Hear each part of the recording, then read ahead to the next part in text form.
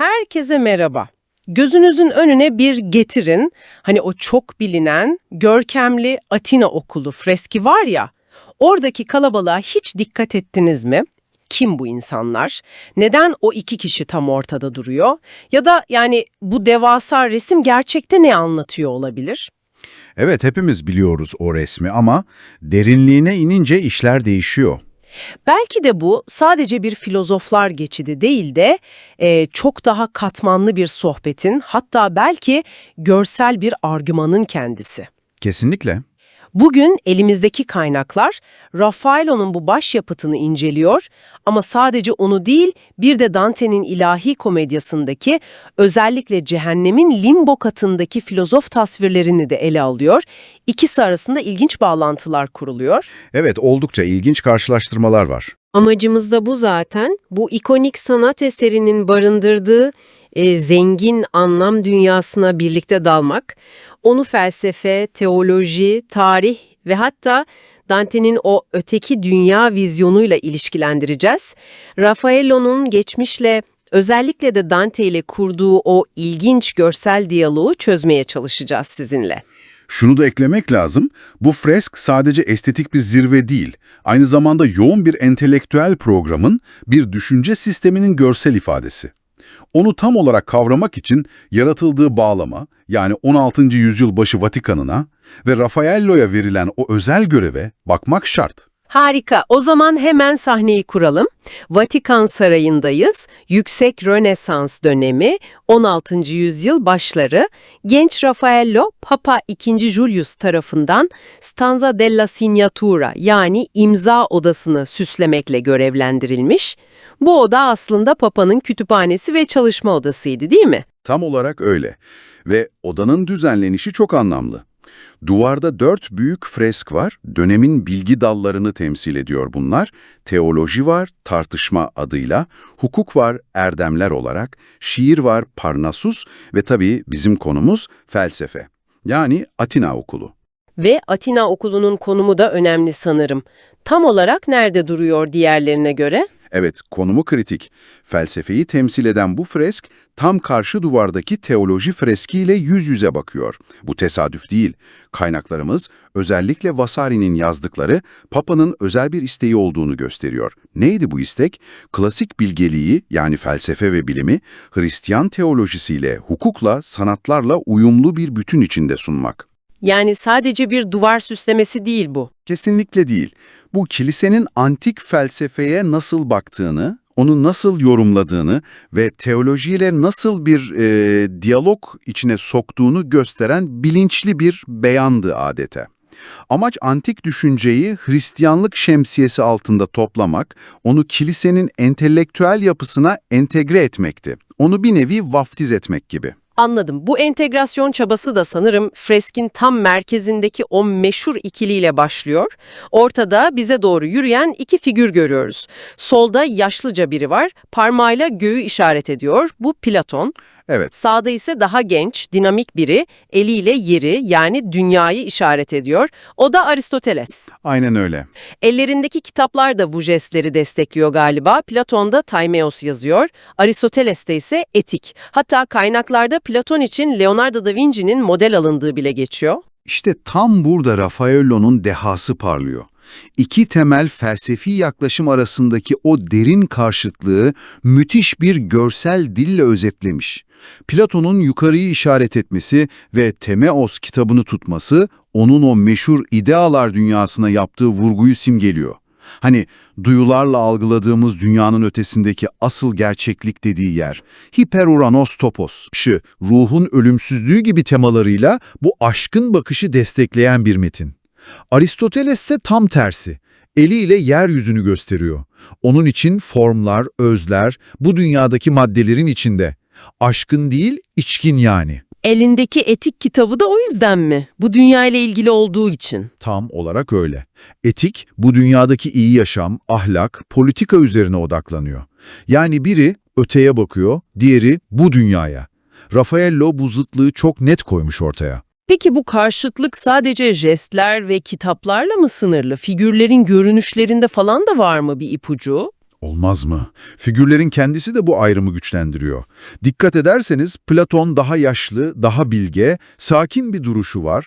Giysisi oldukça sade, hatta kaynaklar dikişsiz olduğunu belirtiyor. Dikişsiz mi? İlginç. Evet, belki bir tür arınmışlık, gösterişten uzaklık iması. Aristoteles ise daha genç, daha dinamik, hatta duruşu biraz daha gergin sanki. Giysileri daha özenli, daha süslü duruyor. Bu farklılık ne anlama geliyor olabilir peki? Şöyle yorumlanabilir, Platon'un sadeliği onun dünyevi olandan biraz eline eteğini çekmiş bilge tavrıyla uyumlu, Aristoteles'in daha şık giyimi ve dinamik duruşu ise onun dünyaya daha dönük, pratik hatta siyasetle iç içe, Büyük İskender'in hocasıydı biliyorsunuz, felsefesini yansıtıyor olabilir. Orta Çağ yorumlarında Aristoteles'in bu dünyeviliğinin bazen eleştirildiğini de biliyoruz. Raffaello bu görsel kodlarla sadece felsefi değil, belki bu tarihsel algıları da resme taşıyor. Ama şurası önemli bence. Bu kadar zıt olmalarına rağmen yan yana yürüyorlar, eşit düzeydeler. Çok doğru. Belki de Raffaello bize şunu söylüyor. Bunlar birbirini dışlayan değil, birbirini tamamlayan iki farklı bilgi yolu. İkisine de ihtiyacımız var. Raffaello'nun bu figürleri bu kadar ince eleyip sık dokuması, sadece kendi felsefelerini değil, belki de onlara dair önceki yorumları da hesaba kattığını düşündürüyor. Bu da bizi çok ilginç bir karşılaştırma noktasına getiriyor, Dante meselesi. Kaynaklardan biri diyor ki, Atina okulu, Dante'nin ilahi komedyasındaki limbo tasvirine bir tür yanıt, hatta belki bir düzeltme olabilir. Bu iddia gerçekten çarpıcı. Evet, bu bağlantı üzerinde kesinlikle durmak lazım. Çok önemli bir nokta. Dante, biliyorsunuz, ilahi komedyada cehennemin ilk katı olan limboyu anlatır. Burası, Hristiyanlık öncesi yaşamış erdemli ruhların bulunduğu yer. Günahkar değiller ama vaftiz olmadıkları için cennete giremiyorlar. Nasıl bir yer orası? Atmosferi nasıl? Acı çekmiyorlar ama Tanrı'yı görme umudundan yoksunlar.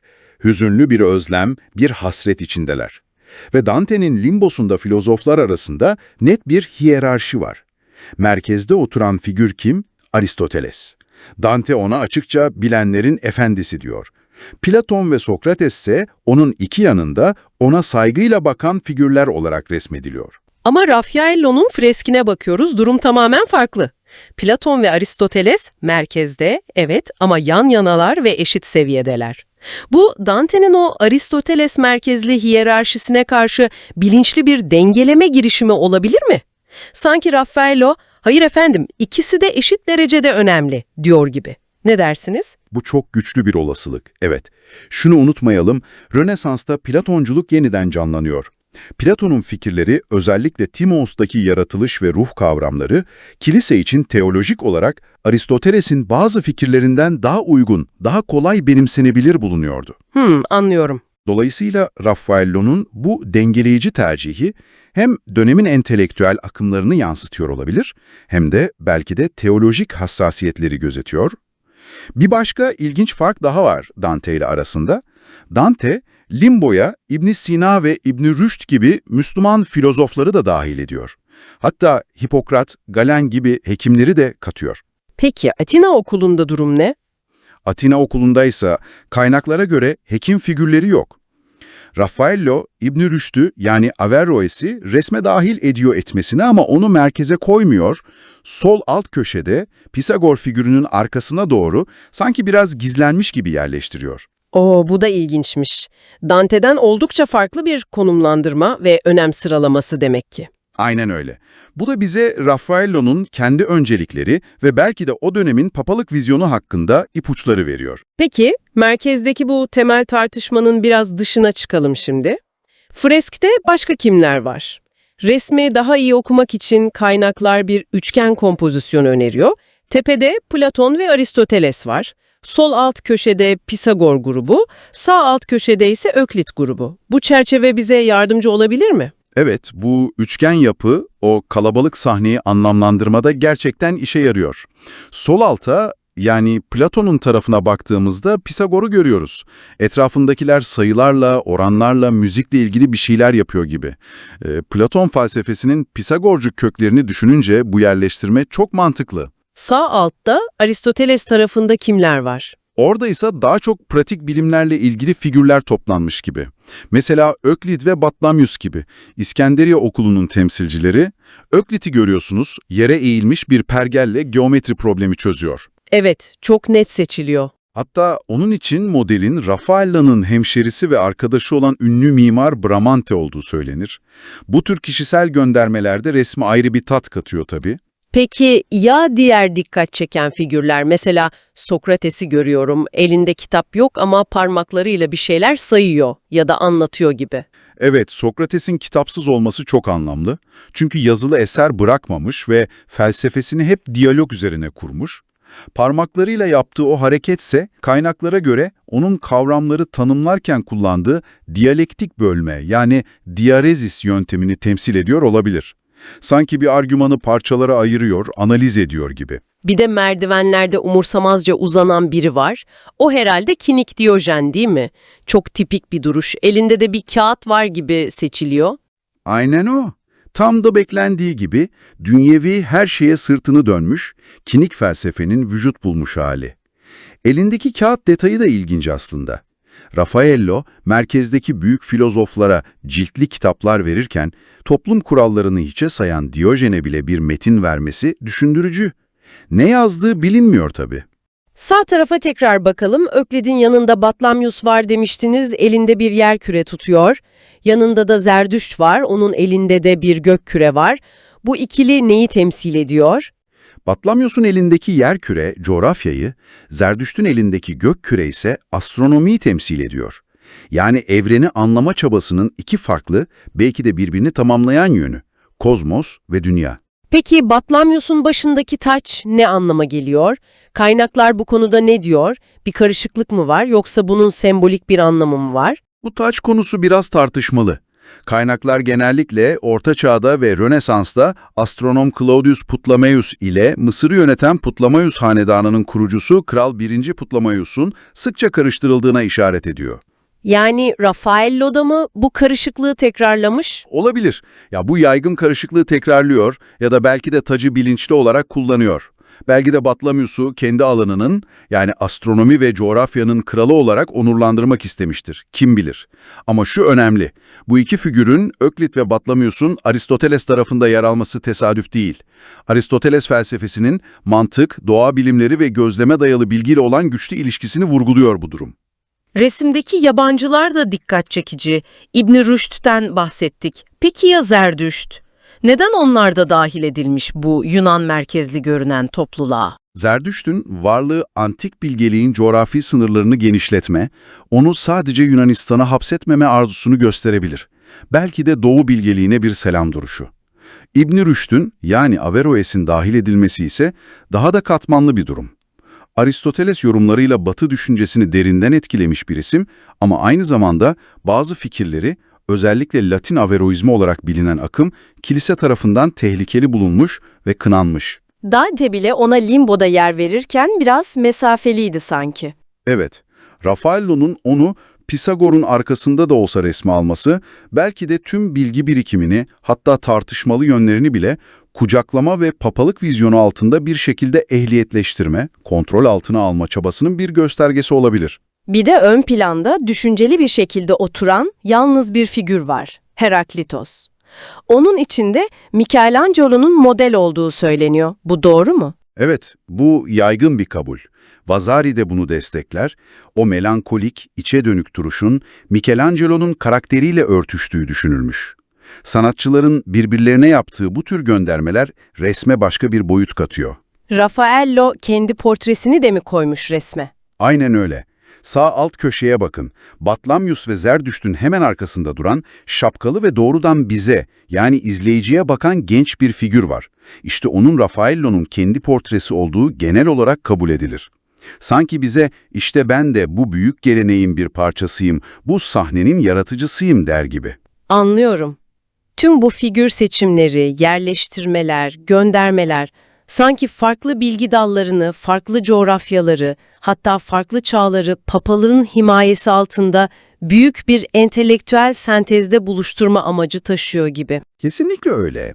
Fresk bir yandan antik dünyanın entelektüel zenginliğini kutluyor, ona saygı duruşunda olunuyor ama diğer yandan bu mirası belirli bir Hristiyan perspektifiyle yorumlama, düzenleme ve sunma gayretini de çok net bir şekilde ortaya koyuyor. Bir tür görsel ansiklopedi gibi düşünebilirsiniz ama editörün bakış açısını da yansıtan, yönlendiren bir ansiklopedi. Peki, tekrar merkeze dönelim. O iki kitaba neden Platon'un elinde Timaeus ve Aristoteles'in elinde Etik var? Başka önemli eserleri de vardı sonuçta. Neden özellikle bu ikisi? Bu seçimler son derece bilinçli ve Fresk'in genel mesajıyla, o uzlaştırma projesiyle doğrudan bağlantılı. Timaeus, Platon'un evrenin bir demiurgos yani bir tür yaratan tarafından düzenlendiğini, ruhun ölümsüzlüğünü anlattığı diyaloğu. Bu temeller, Hristiyanlığın yaratılış inancı ve ruhun kurtuluşu gibi temel dogmalarıyla çok daha kolay paralellikler kuruyordu. Bu yüzden Orta Çağ ve Rönesans'ta kilise için Platon'un bu yönü onu Aristoteles'e kıyasla daha kullanışlı, daha güvenli kılıyordu. Neden daha güvenli? Aristoteles'in hangi fikirleri sorun yaratıyordu? Çünkü Aristoteles'in bazı eserleri özellikle fizik veya metafizikte ima edilen evrenin ezeli olduğu yani bir başlangıcı olmadığı fikri kilisenin Tanrı dünyayı yoktan var etti öğretisiyle doğrudan çatışıyordu. Bu ciddi bir teolojik problemdi. Anladım. O zaman etiği seçmek, Aristoteles'i dışlamadan ama bu potansiyel teolojik çatışmadan kaçınarak onu resme dahil etmenin bir yoluydu, öyle mi? Daha yumuşak bir tercih. Bir anlamda öyle diyebiliriz, evet. Etik, Aristoteles'in bu dünyadaki ahlaki yaşama, erdemlere, mutluluğa ve iyi bir toplum düzenine odaklanan eseri. Konusu itibarıyla daha pratik, hani insan şehrini yönetmekle ilgili ve teolojik olarak çok daha az mayınlı bir alandı. Hristiyan ahlak öğretileriyle daha kolay diyalog kurabiliyordu. Hatta kaynaklar şunu hatırlatıyor. İslam düşüncesinde olduğu gibi Aristoteles için etik ve politikanın aslında tek bir büyük bilimin, medeni ilmin, ilmal madani iki parçası olarak görüldüğünü. Yani Raffaello, Aristoteles'in en etkili ama kilise açısından en sorunlu metafizik metinleri yerine, onun bu pratik ve ahlaki yönünü temsil eden etiği yöne çıkararak bir denge kuruyor. Aynen. Hem filozofa hakkını veriyor hem de projenin o genel uzlaşma hedefine hizmet ediyor. Çok stratejik bir seçim. Bir de kaynaklarda Orta Çağ'da yaşanan ilginç bir karışıklıktan bahsediliyor. Aristoteles'in babası Nikomakos ile Pisagorcu matematikçi Gerasalı Nikomakos birbirine karıştırılmış. Bu sayede Aristoteles hatalı da olsa Pisagor geleneğine bağlanmış. Bu tür entelektüel köprüler kurma çabası da mı vardı? Elbette. Bu tür bağlantılar, görünüşte farklı veya karşıt gibi duran gelenekleri ortak bir soy ağacına dahil etme, aralarında bir süreklilik kurma işlevi görüyordu. Aristoteles'i Pisagor'a ve dolayısıyla Platon'a yaklaştırmak, onu antik bilgelik ailesi içinde daha uyumlu, daha az aykırı bir figür olarak göstermeye yardımcı olabilirdi.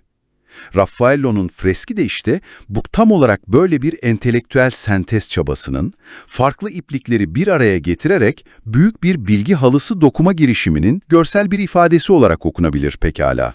Peki, tüm bu detayları, bağlantıları konuştuktan sonra bu kapsamlı incelemeden ne gibi temel sonuçlar çıkarabiliriz? Bütün bunlar sizin için ne anlama geliyor? Özetlersek, Şunu net olarak söyleyebiliriz. Raffaello'nun Atina okulu, antik filozofların sadece yan yana dizildiği statik bir portre galerisi değil. Kesinlikle değil. Bu, inanç ile akıl arasında, Hristiyan teolojisiyle klasik felsefe arasında köprü kurmaya çalışan çok dinamik ve katmanlı bir görsel argüman aslında. Aynı zamanda konuştuğumuz gibi Dante'nin ilahi komedyadaki tasvirleriyle sessiz ama etkili bir diyalog içinde ve Rönesans papalığının o büyük entelektüel vizyonunu yansıtan çok önemli tarihsel bir belge niteliğinde. yani sanat burada sadece duvara asılan güzel bir resim değil. Aynı zamanda derin felsefi ve teolojik tartışmaların, entelektüel hiyerarşilerin ve kültürel sentez çabalarının somutlaştığı bir alan haline geliyor. Fresk bize sadece kimin kim olduğunu söylemiyor.